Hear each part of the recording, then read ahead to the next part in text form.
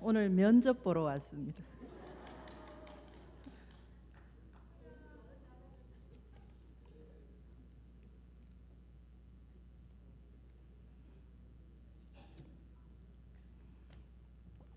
잠깐 기도드리겠습니다. 존귀하신 하나님 아버지 감사합니다. 오늘도 하나님 앞에 예배 드릴 수 있도록 은혜 주신 감사합니다. 말씀을 선포하려고 합니다. 부족한 종의 모습은 십자가 뒤에 다 감춰주시고 성령 하나님 직접 선포하여 주옵소서.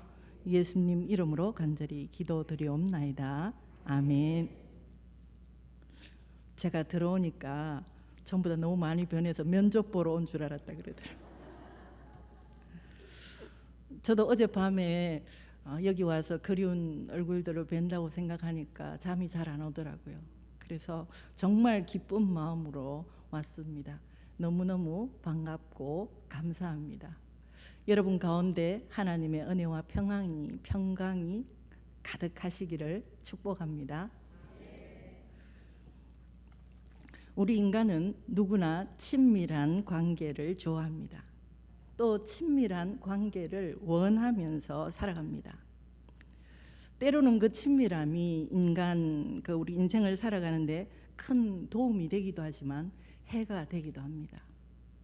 그러나 하나님과 친밀하다면 그것은 우리 삶 가운데 아주 좋은 일이 일어납니다. 오늘 본문에서 다윗은 이렇게 노래합니다. 14절 말씀입니다. 같이 한번 읽어볼까요? 여호와의 친밀하심이 그를 경외하는 자들에게 있으며 그의 언약을 그들에게 보이시리로다. 아멘. 여기에서 말씀하고 있는 친밀하심이라는 이 뜻은 원래 비밀 또는 비밀 회담을 의미합니다. 그래서 여호와의 친밀하심이 그를 경외하는 자들에게 있으며라는 말은 오늘 우리말로 바꾼다면 하나님께서는 하나님을 경외하는 자들에게 비밀을 말씀하신다는 뜻입니다. 그 정도로 친밀하게 대하신다는 말씀입니다.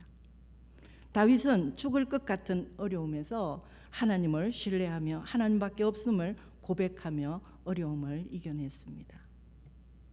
창세기 18장에 보면 아브라함이 헤브론 근처에 살고 있을 때 날이 뜨거운 날 세 사람이 아브라함 앞에 나타나자 아브라함이 막 극진히 대접을 합니다. 지금 보면 밀가루 떡도 많이 만들고 또 여러 양도 잡고 아주 값진 버터를 가지고 맛있게 요리를 해서 극진히 대접을 합니다. 근데 그 세 사람 중에 한 분이 하나님이셨습니다. 아브라함의 극진한 대접을 받으신 후에 하나님께서는 사라에게 이렇게 말합니다. 사라야, 너가 내년 이맘때에 아이가 있을 것이다.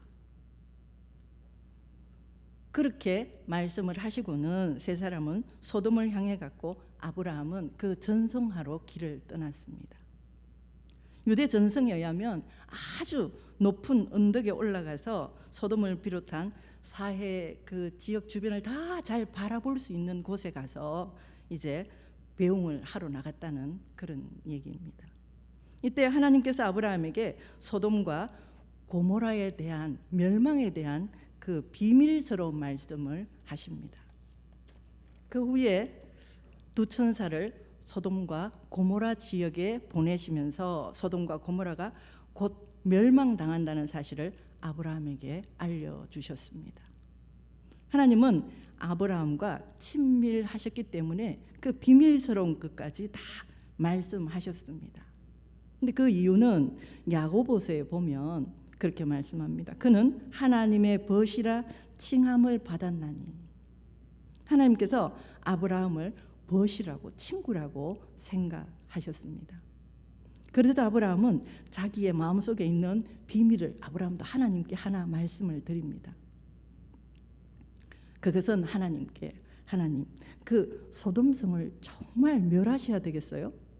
그러면서 그 소돔성을 멸하시려면 그 성에 의인 50명이 있으면 멸하지 않으시겠습니까?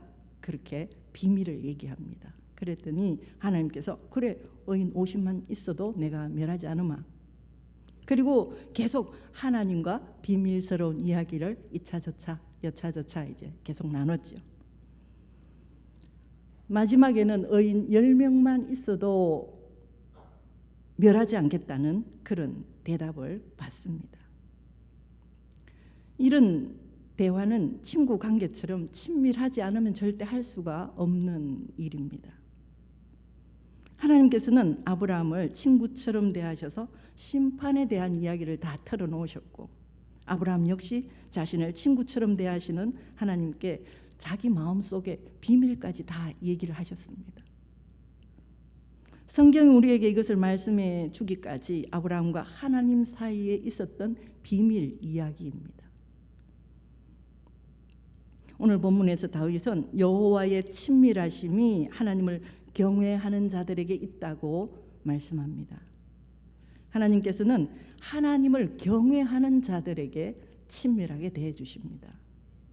하나님을 경외하는 자들에게 친구를 대하듯 모든 비밀을 다 털어놓으신다는 말씀입니다. 그리고 그들에게 언약을 보이신다고 말씀하십니다. 경외한다는 말은, 제가 발음이 별로 안 좋죠. 경외한다는 말은 두렵고 떨림으로 하나님을 섬긴다는 말입니다. 하나님과 우리 사이에 가장 정상적인 관계를 표현하는 말이 있다면 그것이 바로 경외입니다. 하나님께 나아가면서 반드시 가져야 할 마음가짐과 태도가 있다면 그것이 바로 경외입니다. 하나님께서 우리를 친구라고 부르시고 우리를 아무리 친밀하게 대하신다고 하더라도 인간관계에서 그렇듯 우리가 그냥 친구처럼 아무런 예의나 거리낌 없이 하나님께 나아갈 수는 절대 없습니다. 어쩌면 이것은 신비입니다. 우리가 하나님을 높이면 높일수록 하나님께서도 우리를 높여주십니다. 우리가 하나님을 찬양하고 하나님께 영광을 드리면 드릴수록 하나님은 우리를 존귀하게 만들어 주십니다. 우리가 하나님께 나아갈 때 경외하는 마음으로, 두렵고 떨리는 마음으로 나가면 하나님께서는 오히려 우리를 따뜻하게 맞아주시고 우리를 친구처럼 대해 주십니다. 오늘 본문 15절에서는 하나님을 경외한다는 것이 무엇인지 우리에게 말씀해 주고 있습니다. 내 눈이 항상 여호와를 바라보면이라고 다윗은 고백합니다. 다윗의 눈은 하나님께 고정되어서 늘 하나님을 바라보며 삽니다. 왜냐하면 세상을 바라보면 너무 힘들거든요. 오늘 본문 바로 뒤에 나오는 말씀에서 다윗은 계속해서 자신의 삶이 얼마나 힘든지를 고백합니다. 16절에서는 나는 괴롭고 괴로우니, 17절에서는 마음에 근심이 많다고 고백을 하고 18절에서는 자신이 지금 곤고와 환난 가운데 있다고 고백합니다. 19절에서는 수많은 원수들에게 둘러싸여 있다고 고백합니다. 그리고 15절에서 자신의 모습을 그물에 걸려있는 새로 표현하고 있습니다. 세상 어디를 둘러보아도 자신이 지금 겪고 있는 이 힘든 상황에서 벗어날 길이 없습니다. 그것은 그물에 걸린 새가 바로 그런 모습입니다. 아무리 몸부림을 쳐봐도 그물에서 헤어나올 수가 없습니다. 아니, 몸부림을 치면 칠수록 더 단단히 조여져 고통스러울 뿐입니다. 그렇게 힘든 상황에서 벗어날 수 있는 방법은 오직 하나밖에 없습니다. 그것은 하나님을 바라보며 기도하는 것입니다. 하나님을 바라보고 신뢰하고 기도하면 하나님께서 모든 상황을 이기게 하실 거라는 확신이 있기 때문입니다. 그것이 믿음입니다. 우리의 삶에서 내가 내 문제를 풀어보려고 몸부림치더라도 문제가 풀리지 않을 때 우리가 할 수 있는 것은 오직 하나, 기도입니다. 하나님을 바라보는 겁니다. 힘들다고 포기하는 것이 아니라 내 힘으로는 할 수 있는 방법이 없기 때문에 절망하는 것이 아니라 하나님을 신뢰하며 기도하는 것입니다. 믿음으로 하나님 앞에 기도하면 그 하나님 앞에 기도하는 그것이 하나님을 경외하는 것입니다. 하나님께서는 하나님을 경외하며 기도하는 자들을 친밀하게 대해 주십니다. 우리는 온 우주 만물을 다스리시는 하나님 아버지를 다 알 수가 없습니다. 하나님은 무한하시기 때문에 우리와 너무도 다르시기 때문에 우리가 다 알 수가 없습니다. 그래서 저는 제가 좋아하는 성경 구절이 있습니다. 이사야서 55장 8절에서 9절입니다. 제가 받들어 올립니다. 이는 내 생각이 너희 생각과 다르며 내 길은 너희의 길과 다름이니라. 여호와의 말씀이라. 이는 하늘이 땅보다 높음 같이 내 길은 너희 길보다 높으며 내 생각은 너희의 생각보다 높음이니라. 아멘. 이런 하나님은 우리와 친밀하기를 원하십니다. 여러분도 하나님과 친밀해지는, 그래서 비밀 회담을 이야기를 하는 그런 여러분 되시기 바랍니다. 제가 살아오면서 경험했던 그 신학교 시절의 이야기를 두 개만 하겠습니다. 제가 신학교를 다닐 때 이제 1학년에 들어가서 신학과 입학을 했는데 이 캡틴을 하라고 해서 이제 된 거예요. 근데 뭐 잘났거나 뭐 그런 게 아니고 나이가 중간 나이라서 그래 이제 하게 됐습니다. 그런데 이 시간이 한 가을쯤 되니까 이 총무가 내 험담을 많이 한다는 소식이 들려왔습니다. 그래서 제가 그렇게 얘기했습니다. 뭐 그럴 수 있죠. 저는 잘못하는 것이 그보다 더 많을 건데 그만큼 얘기해줘서 욕해줘서 고맙다고. 그랬더니 이제 제 말은 쑥 들어가고 좀 있다가 들리는 말이 이제 그 20대 여학생의 욕을 또 막 하는 거예요. 근데 제가 들어보니까 그 욕을 먹을 일이 하나도 없는데 그 욕을 하는 거예요. 그래서 내가 그런데 그때 제가 이제 욕을 안 얻어먹어도 되는 사람 욕을 하니까 제가 화가 났습니다. 내 욕을 하는 건 이해하지만 이건 말이 안 된다. 동료를 욕하는 사람이 문제다. 그러면서 화가 났는데 이거는 내 문제가 아니기 때문에 나는 의분이라고 생각했습니다. 아 그래, 그런 의분을 좀 그래, 의분이지. 근데 그날 저녁에 기도를 하는데 이상하게 하나님께서 기도를 받지 않으셨습니다. 그 다음날 새벽에도 기도가 되지 않고 또 저녁이 되었는데 이상하게 마음이 이제 답답해져 오는 거예요. 3일째 새벽에도 역시 기도가 되지 않고 의분이라는 생각이 들었습니다. 근데 그날 저녁이 됐는데 하나님이 여전히 기도를 받으시지 않고 나는 자꾸만 더 답답해지고 가슴이 조여져 오면서 기도가 호흡이라고 했지 숨이 막혀서 죽을 것 같이 되었습니다. 그래서 답이 나오지 않아 하나님께서 붙여주신 기도 동역자와 이제 전화 통화를 했습니다. 내가 기도가 되지 않아 죽을 것 같다고. 그랬더니 기도가 되지 않는 것이 맞다고, 하나님과 통하지 않는 것이 있는 것 같다고 그렇게 얘기를 했습니다. 그리고 생각을 해보니 의분이라는 것이 걸려서 회개를 했습니다. 의분 안에는 미움이 있었습니다. 미워하는 것을 정말 싫어하시는 하나님이시죠. 나는 의분이 당연하다는 거라고 생각을 했었습니다. 그 후에는 기도가 되어서 조심하며 살고 있습니다. 다른 사람에게 안 좋은 얘기를 하거나 또 미움이나 시기 다툼이 있으면 지금도 기도가 되지 않습니다. 에베소서 4장 26절 27절에 보니까 분을 내어도 죄를 짓지 말며 해가 지도록 분을 품지 말고 마귀에게 틈을 주지 마라. 하나님께서 기도를 받지 않으셨습니다. 나도 그전에는 하나님께서 늘 제 기도를 잘 받으신다고 그냥 일방적인 기도를 수없이 하고 살았지만 그 모르고 살았습니다. 그 후로는 정결한 삶, 주님을 닮아가는 거룩한 삶이 되려고 노력하고 있습니다. 여러분들도 그러시기 바랍니다. 또 한 가지는 신학교에 다니는 7년 동안 명절이면 거의 기도원에 2박 3일 1박 2일을 갔습니다. 기도원은 늘 뭐 예배를 다 참석해야 되기 때문에 어쩔 수 없이 참석을 하지만 저는 개인적으로 주님과 독대하는 시간을 더 좋아했습니다. 그래서 그때 눈이 굉장히 많이 왔을 때인데 오후 3시쯤 아무도 없는 이제 성전에 가서 이제 기도를 하기 시작하는데 저는 늘 기도를 할 때 먼저 찬송을 하고 그 다음에 성경을 보고 기도를 합니다. 순서가. 찬송을 한 후에 성경을 한참 읽고 있는데 갑자기 눈물 콧물이 쏟아지면서 제가 하던 방언이 아닌 다른 방언이 확 터져 버렸습니다. 그러면서 이제 기도하게 되었는데, 근데 그 내용은 하나님께서 저에게 신유의 은사를 주신다고 하셨습니다. 그래서 제가 그렇게 하나님께, 하나님 제가 그동안 그렇게 신유의 은사를 달라고 전도할 때 그렇게 말씀을 드렸는데, 기도를 했는데 주시지 않고 지금 와서 신유의 은사를 주신다니까 그 말이 안 됩니다. 저는 받지 않겠습니다. 그때는 제가 저를 잘 몰라서 그렇게 막 그랬지, 지금은 절대 아닙니다. 믿음이 좋은, 아주 좋은 현신의 권사님도 신유의 은사를 받아서 많은 사람들의 병을 고쳤지만, 그래서 주의 일도 잘했지만 결국에는 자신이 드러나서 오히려 받지 않는 것이 나을 뻔했습니다.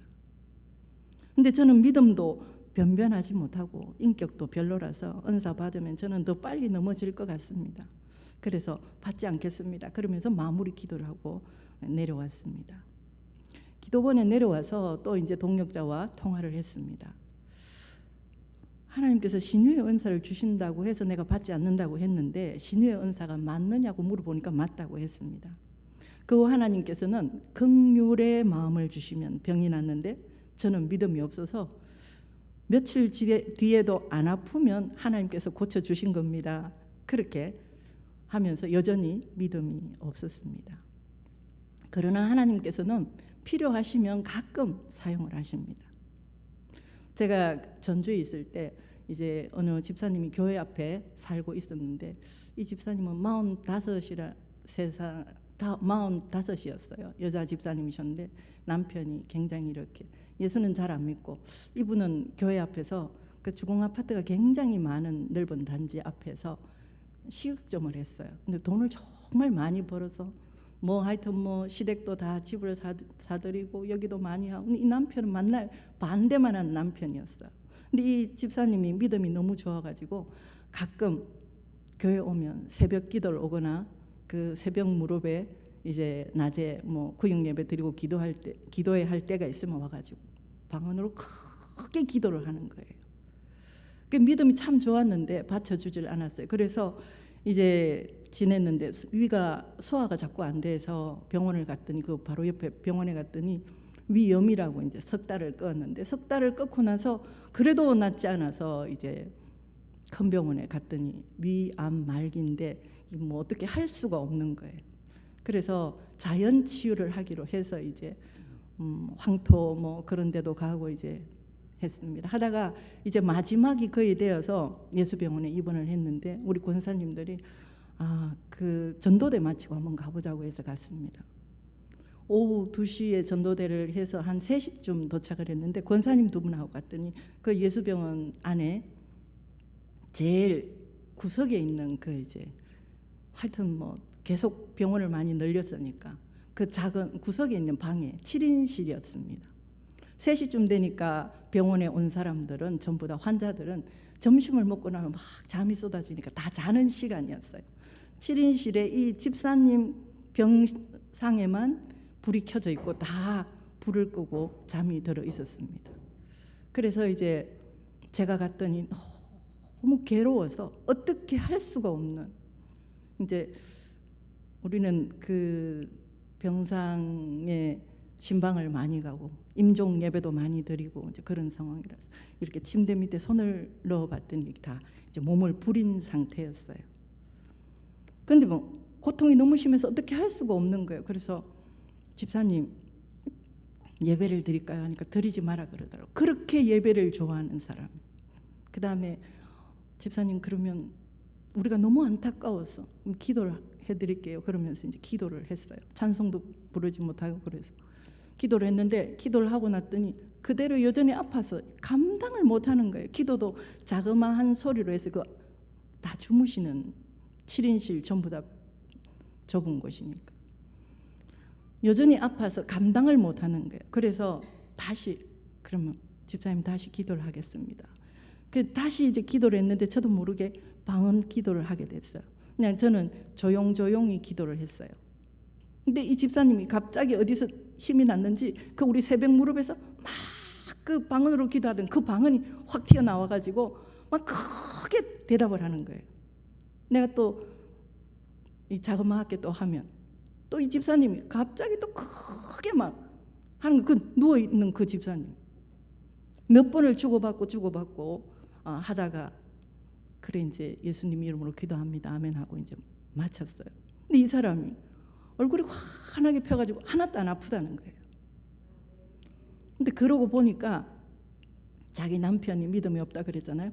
우리가 오니까 얼른 바톤 터치를 하고 저 그 간호사실 저 복도 맨 끝에 가가지고 있고 그랬는데 그 남편도 뛰어와 있고 그 누워있던 환자들이 다 일어나가지고 이게 무슨 일인가 하고 쳐다보았습니다. 그래서 이제 감사하게 이제 인사를 하고 나왔는데 우리 이 두 권사님이 저보고 그러는 거예요. 목사님 그게 무슨 기도를 했길래 그렇게 기도를 이렇게 대답을 하느니. 그래서 나도 잘 모르겠다고. 저도 그런 일이 처음이었습니다. 나중에 생각을 해보니까 악한 사단은 예수 이름으로 명하노니 떠나갈지어다. 그 다음에 하나님 긍휼히 여겨 주옵소서. 우리한테는 하나님의 긍휼이 정말 필요하죠. 그렇게 지나왔습니다. 그리고 여기서 이제 제가 떠나서 양평으로 갔는데요. 양평에서는 이제 그 어르신들을 모시고 있었는데 어르신들이 전부 다 80대 뭐 젊은 분이 70대 그다음에 90대 그동안 할 수 있으나 잘 못 움직이는 분들 아니면 정신적으로 문제가 또 많은 분들. 근데 제가 보니까 너무 예쁜 거예요. 3살 아이라고 생각하면 딱 맞아요. 화장실에 가면 따라가 줘야 되고 또 이따가 안 오면 또 가봐야 되고 신발도 신겨드리고 식사도 이렇게 하고 다 하는데 정말 제 눈에는 너무너무 예쁜 거예요. 3살 아이는 어떻습니까? 울어도 예쁘고 웃어도 예쁘고 다 예쁜 게 3살 아이잖아요. 그렇게 어르신들을 이제 만나게 됐는데 그러니까 뭐 보호자하고 다 합해봐야 한 30명밖에 안 되죠. 그 구역 식구 정도 되는데 그래도 어쨌든 즐겁게 지냈습니다. 제가 간 지 얼마 안 돼서 저는 6월 18일에 근무를 하기 시작됐는데 7월 10일 날 어느 94세 된 할아버지가 오셨습니다. 근데 이 할아버지는 이제 그 병원에 코로나로 2달을 입원해 있다가 왔는데 이 손발이 퉁퉁 부어서 휠체어를 타고 오셨고 그다음에 이렇게 악창이 저런 걸까 할 정도로 손바닥과 발바닥만 괜찮고 온데 부스럼이 다 나서 머릿속에도 우리 어릴 때 그 부스럼 딱 그거고 온 몸에도 다. 처음에 올 때는 여기 이렇게 토시를 하고 왔기 때문에 몰랐고 휠체어를 타고 왔기 때문에 그럴 수 없어서 그 아들하고 왔습니다. 이 어르신은 자기 아내가 한 2년 전에 갑자기 같이 주무셨는데 아침에 일어나니까 이제 돌아가셔가지고 오셨는데 너무너무 안타까웠습니다. 가려워서 막 어떻게 할 줄을 모르는. 이 병원에서도 그게 낫지 않았는지 퇴원을 하고 다른 그 주간보호센터 1등 뭐 아주 A 플러스에서 우리한테 이제 보내준 거였어요. 그래서 제가 보니까 너무 안 되는 거예요. 근데 와서 이렇게 여름이니까 이제 이 토시를 벗었는데 앉았다가 일어나면 이렇게 하얀 그 비늘 같은 게 너무 많이 떨어져가지고 우리 공익이 저것 좀 보라면서 이걸 어떻게 해야 되나 그러면 빗자루로 썰고 이제 그랬습니다. 근데 내가 보니까 너무 안 되는 거예요. 우리 간호 목사님이 그 이 피부에 바르는 이제 근선 뭐 그런 거겠죠. 그 바르는 이제 로션을 가져왔습니다. 그래서 제가 그 비닐 장갑을 끼고 그러니까 공익이나 우리 요양보호사 선생님도 전부 다 아무도 보면 가까이 가려고 하질 않아서 그래서 이제 다 발라드렸어요. 매일 오시면 제가 제일 이제 그분을 조회를 하고 뭐 하고 나서 계속 발라드렸어요. 그래서 이제 방에 가서 이렇게 뒤에 등도 발라드리고 다리도 다 정말 매일 발라드렸어요. 그리고 아들한테 병원에 가서 가려우니까 주사를 맞춰오라고 3일에 한 번씩 이제 많이 심하게 가려워서 했습니다. 그래서 이제 1주가 지나고 2주가 지나고 한 달이 지나고 2달 가까이 됐을까? 이분이 살결이 어느덧 깨끗해진 거예요. 여전 그 어린 아이 살처럼 깨끗해진 거예요. 그러고 나니까 이분이 이제 그 힘이 났나 봐요. 그래가지고 병원에 가서 내가 다리가 붓는 게 왜 이렇게 붓느냐, 손도. 근데 94세니까 우리 엄마도 보니까 돌아가실 때 되니까 손발이 많이 붓더라고요. 그래서 그럴 줄 알았는데 병원에 가서 이제 전체 검사를 다시 다 한 거예요. 했더니 병이 뭐 고혈압 그런 게 많았던 병이 다 없어져 버렸고, 이거는 운동을 안 해서 그런 거라고. 그러니까 이분이, 우리가 이렇게 앉아서 이 전동 침대가 있었어요. 그 하여튼 약식이 있었는데 거기서 늘 그거를 하시고, 또 다리 뭐 이렇게 마사지 하는 걸로 하시고, 늘 여기서 하셨다가 저기다 하셨다가, 이분은 정신이 굉장히 좋으셔서 뭐 그림 숙제 같은 거 막 그런 걸 하면 제가 워낙 바쁘니까 그분한테 얘기를 하면 그분이 다 봐드리는 거예요. 다른 분도. 그런 거는 또 참 좋으셨어요. 그래가지고 열심히 운동을 하시더라고요. 그러더니 어느 날 지팡이 짚고 서셨어요. 걸어 다니는 거예요.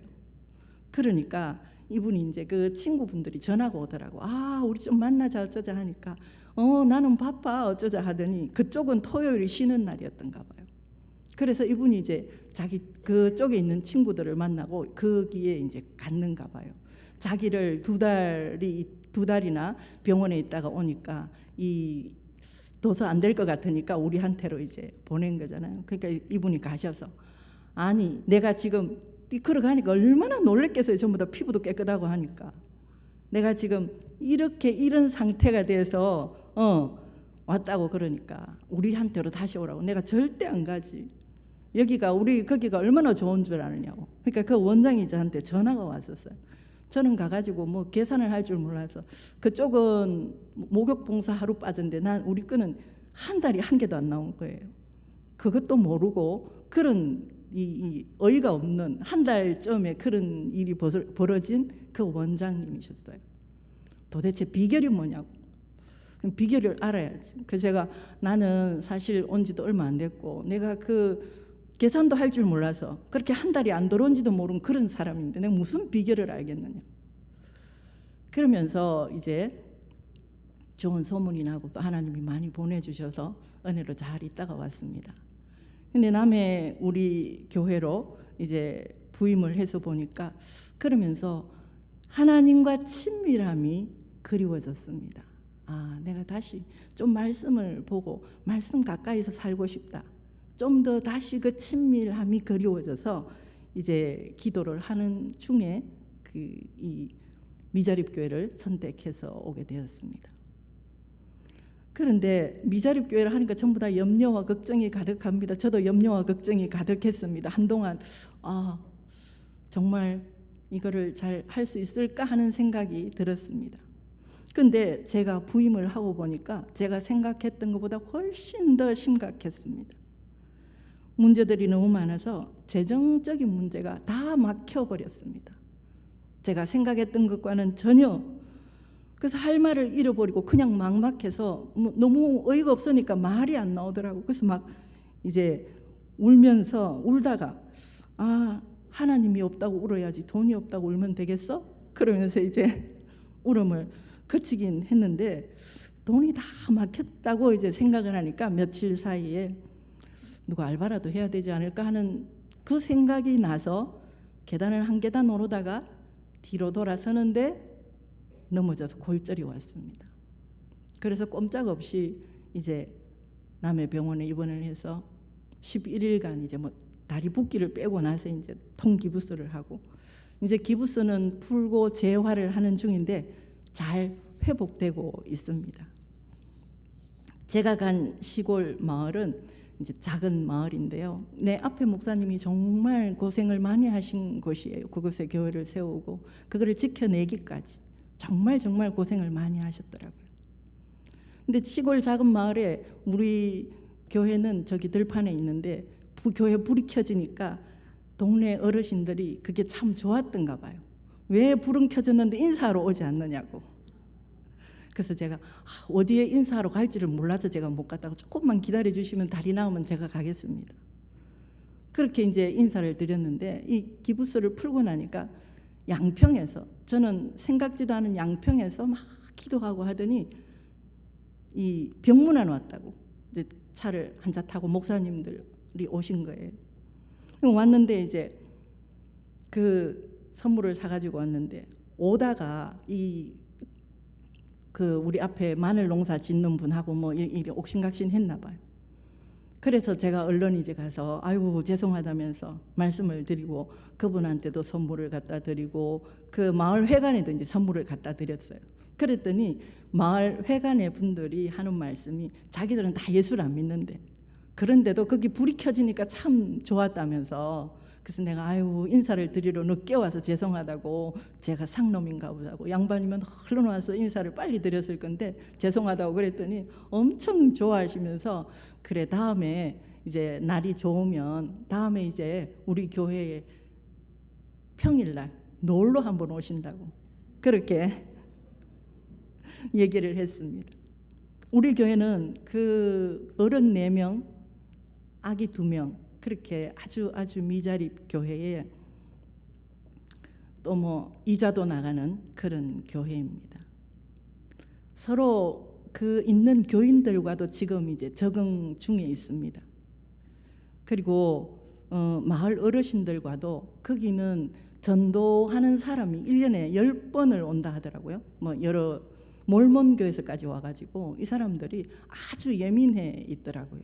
그래가지고 빈집이 많은데 요양원에 가신 분, 주간보호센터에 가신 분, 돌아가신 분, 그런데 이 빈집 털이도 그렇게 많대요, 시골에. 그래서 이 CCTV를 해놨는데 전도대가 오면 정말 빈집털이 해간 사람은 끝인데 전도대가 와서 가서 집집마다 다가오고 방문을 하면 제일 의심받는 사람들이 전도대라고. 우리 그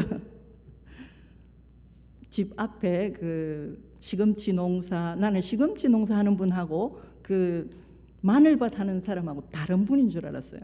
시금치 농사를 하다가 이렇게 조금 남겨놓고 안 오시는데 저분은 어디 가서 안 오시나. 네, 그리고 그 앞에 축사하시는 분도 다른 분인 줄 알았어요. 근데 내가 그 우리 양평에서 오신 목사님들하고 옥신각신했다길래 얼른 마늘밭을 갔더니 그 사람이 다 거기 주인이라는 거예요. 자기 땅은 아니고 이제 어르신들이 돌아가시고 하니까 이렇게 임대를 해서 이제 하고 있다고. 그러면서 하는 말이 다 빈집들인데 그런데 전도하러 다니면 절대 안 된다면서 자기만 전도를 하라고. 자기는 주일마다 등산을 가는데 주일마다 등산을 가서 어떡하냐. 자기 어머니는 절에 다니시고 자기는 종교가 아무것도 없다고. 그러면서 이 동네는 옆집 동네마다 다 교회가 있어서 전도 잘못하면 싸움이 얼마나 크게 터지는 줄 아느냐. 근데 그 말을 이행을 할지는 모르겠습니다. 어쨌든 그러면서 이제 동네 어르신들하고 알아가는 중입니다. 라포 형성이 안전하다는 그 이렇게 교감이 왔다 가야지 서로가 이제 안전하다는 게 돼야지 되겠죠. 그래서 제가 어제도 차를 가지고 이렇게 나오니까 목사님 어디 가세요? 그 예수를 믿지 않아도 목사님이라는 소리는 얼마나 큰지 교회에 나와서 찬양하면 정말로 신이 날 것 같은 그런 동네입니다. 여러분들이 기도도 많이 해주시고 또 후원도 해주시고 또 많은 관심을 가지고 그래 미자립 교회 개척 교회라고 생각하면 될 것 같습니다. 어쨌든 희망이 그곳에 또 하나님께서 준비하신 영혼들이 많으시겠죠.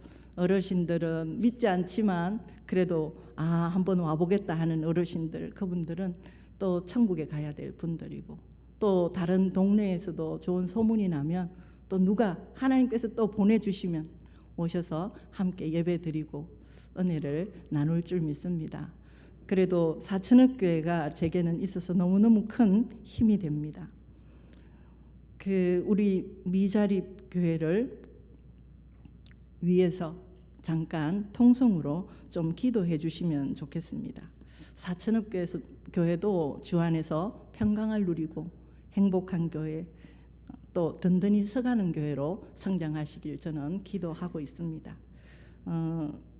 화면을 좀 글씨가 작아서 잘 안 보이죠. 제가 읽어드리겠습니다. 같이 기도해 주시면 감사하겠습니다. 첫 번째는 남해 우리 교회가 하나님의 뜻이 이루어지는 교회 되게 하소서. 제가 갈 때 주 안에서 기쁨을 누리는 교회로 표를 정해가지고 갔는데요. 너무 많은 짧은 시간 동안에 너무 많은 일이 벌어져가지고 주님의 뜻이 이루어지는 교회가 되게 하옵소서 바꾸었습니다.